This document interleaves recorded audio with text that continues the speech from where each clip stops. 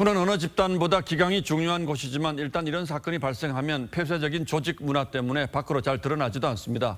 군 내 성폭력이 심각한 건 바로 그래서일 거죠. 상관의 회유에 못 이기는 경우도 많을 것이고 공동 책임을 면하기 위해서 대충 조사하고 서둘러 덮어버리는 속성도 그동안 적지 않았습니다. 하지만 이런 점들이 피해자를 두 번 울리고 더 기가 막히게 하는 경우가 많습니다. 오늘의 포커스는 근절되지 않는 군 내 성폭력 문제에 집중해 보겠습니다. 경기 성남의 국군 수도병원 장례식장. 숨진 공군 중사의 유족들이 영정사진을 앞에 두고 오열합니다. 딸을 잃은 비통함에 어머니는 몸을 제대로 가누지 못합니다.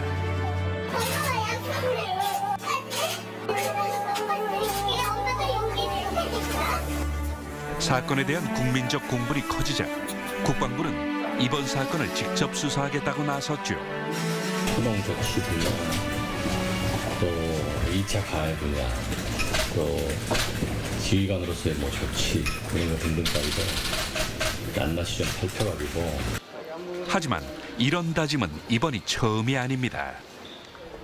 지난해 4월에는 경기도 육군부대의 한 장교가 회식 자리에서 부하 여군을 성추행했는데 자칫 묻힐 뻔했던 사건은 상황을 보다 못한 주변 사람이 피해자를 대신해 신고하면서 알려졌죠.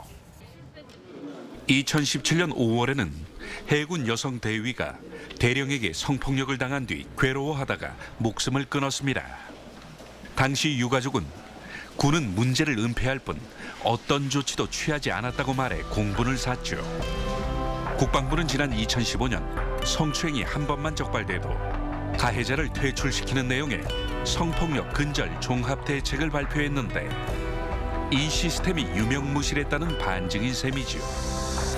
2018년에는 성범죄 특별대책 TF까지 만들어졌지만 2016년부터 5년간 모두 600건이 넘는 성범죄 사건이 발생했죠. 단속하고 대책을 세우고 군에서 하는데도 불구하고 줄어들지가 않는다. 여기에 대해서 우리 군이 특단의 조치를 취해서 향후 이런 일이 절대 일어나지 않도록. 폐쇄적인 상명하복식 문화에서 성범죄 피해를 신고하는 것도 어렵지만 어렵게 신고를 해도 조직적 무마와 회유에 대한 압박을 느낄 수밖에 없다는 지적이 나옵니다. 무엇보다 비극적인 사건이 발생한 후 재발 방지 대책만 반복하지 않으려면 병역 문화를 인권 친화적으로 시급히 개선해야 합니다. 군은 휴대전화를 통한 익명 고충 처리 시스템을 만들고 국방 헬프콜 운영도 개선하는 등 대책을 마련하기로 했지만 이번에도 역시 말뿐인 개선에 그치는 것은 아닌지. 뉴스9 포커스였습니다.